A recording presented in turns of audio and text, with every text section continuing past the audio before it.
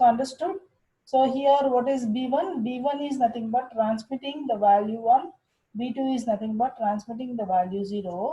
A1 is that receiving value 1. A2 is that receiving value 0. Then probability of receiving 1 given that 1 is transmitted is given as 1. Probability of receiving 0 that 0 is transmitted is given as 1. Probability of receiving 0 given that 1 is transmitted is given as 0. Okay. Probability of that uh, receiving 1 given that 0 is transmitted as 0. Okay, so these are the values given here. Okay, now what is that we have to do? We have to check what type of channel does this system have. Okay, what type of channel does this system have? Okay, so we'll see that. So how do you do this? First we have to use the total probability, find out probability of A1, probability of A2, same as the previous case. Okay, so what is the formula for probability of A1? So it is probability of A1 given B1 into probability of B1 plus probability of A1 given B2 into probability of B2. Okay, now substitute the corresponding values. Probability of A1 given B1 is given as 1. Probability of B1 is given as 0.7 and probability of A1 given B2 is given as 0. Probability of B2 is given as 0.3. Okay, so its value is equal to 0.7. Similarly, we find out what is probability of A2. So probability of A2 is equal to probability of A2 given B1, probability of B1 plus probability of A2 given B2 into probability of B2. Okay, so substitute the corresponding values which is given in the problem. So we got value is equal to 0.3. Now what is next step? We use Bayes theorem to find out B1 given A1. Okay, so it is equal to probability of A1 given B1 into probability of B1 divided by probability of A1. Okay, so substitute these values. Probability of A1 we already found, whereas the values in the numerator is given in the problem itself. So we got what is the probability of A1 given B1, B1 given A1 is 1. Similarly, probability of A2 given B2 given A2 is also 1. Okay, then what is the probability of B1 given A2 we got? It is equal to 0 because numerator will be getting it as 0. Similarly, probability of B2 given A1 is also 0. Okay, so what is this? So the probability of correct transmission is 1. The probability of error transmission is 0. So the first two will give you probability of correct transmission, whereas second two will give you what is the probability of error transmission. Okay. So probability of correct transmission is 1, whereas the probability of error transmission is 0. So this system is ideal system. That is, it is noise-free system. Okay. Since the probability of error in the symbol receptions are 0. That is why this system is ideal system. Okay. So see this problem. A company sells high fidelity amplifiers capable of generating 10, 25, 50 watts of audio power. Okay. So it has on hand 100 of 10-watt units, of which 15 are defective. Okay, 10-watt units are of 100. In that, 15% of that are defective.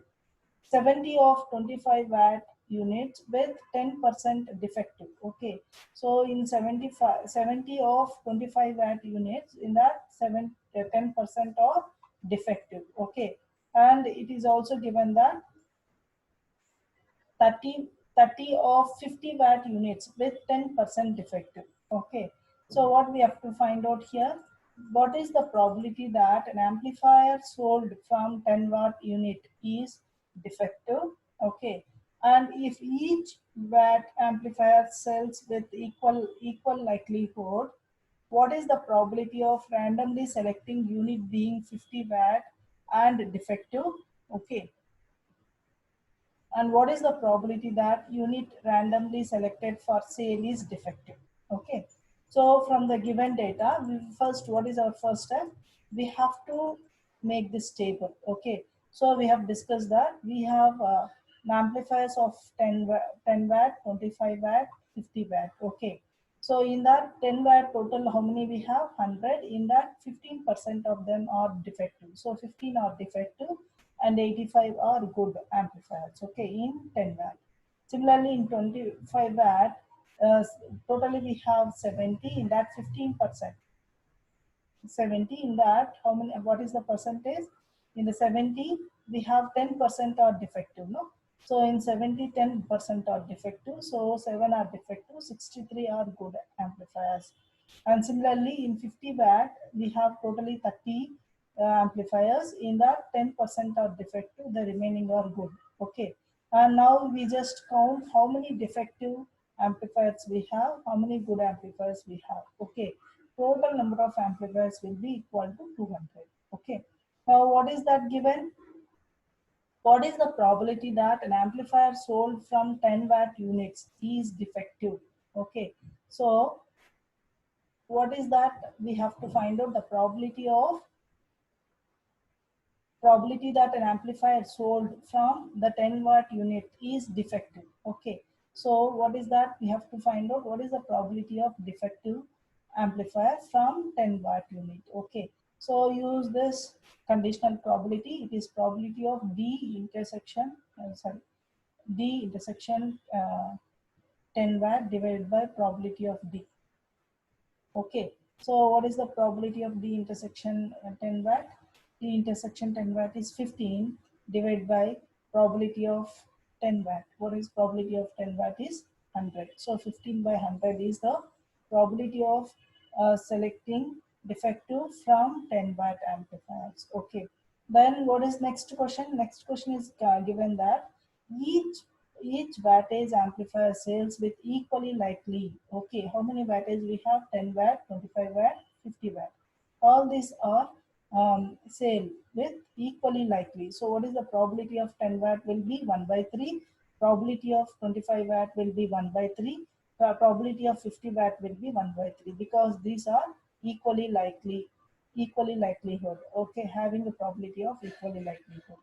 What is the probability of a randomly selected unit being 50 watt and defective? Okay, so you know that and means intersection, no? 50 watt and defective means what?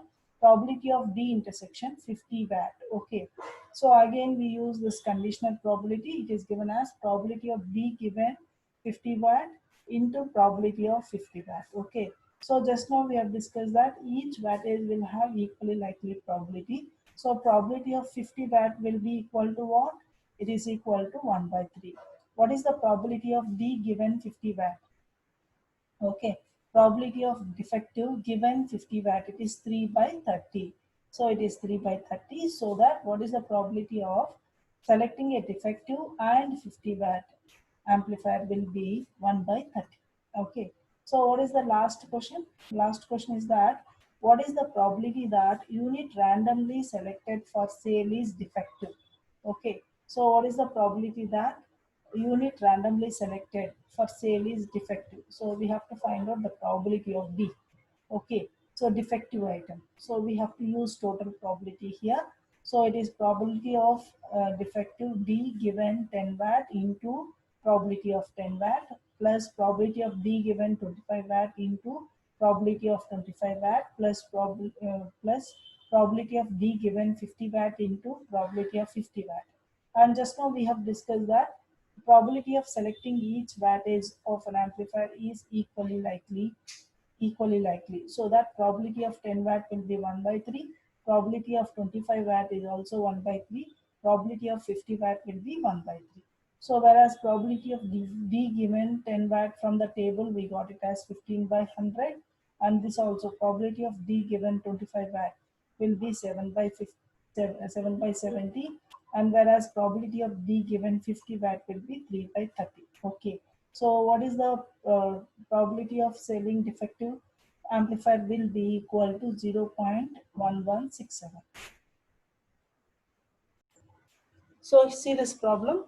A missile can be accidentally launched if two relays A and B both have failed. Okay, we are using two relays.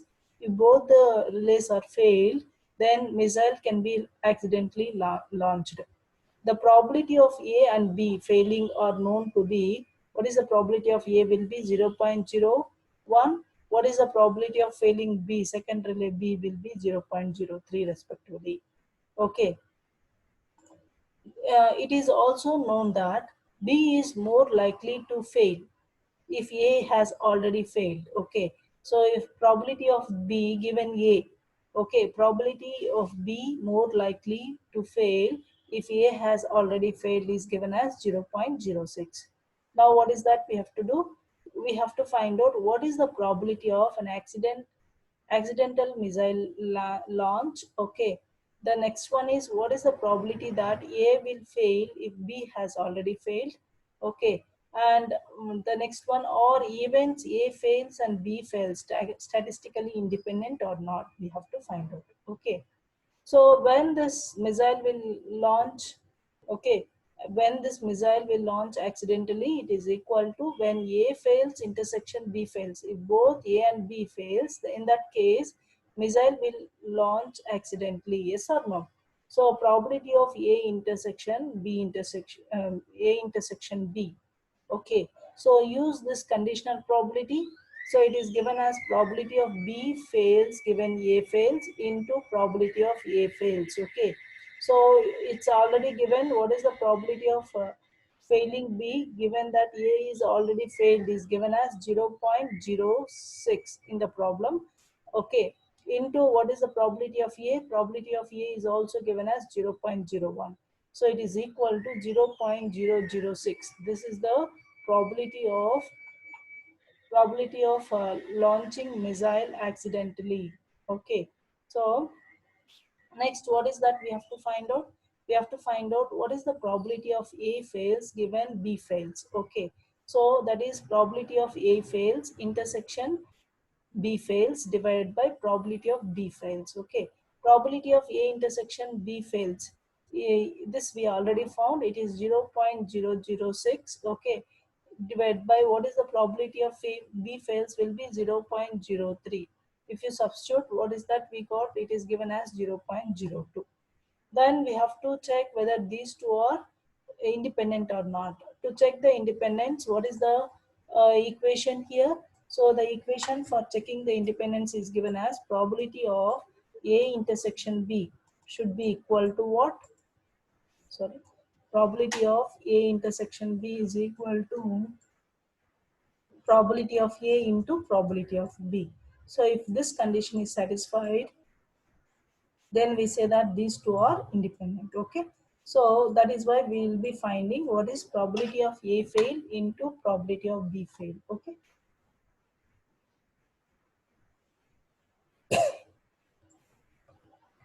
so just probability of A fail is given as 0.01 into probability of B fail is given as 0.03. If you substitute that, we get 3 into 10 power minus 4. And we already found what is the probability of A fails intersection B fails. It is that is probability of launching the missile accidentally. It is given as 6 into 10 power minus 4.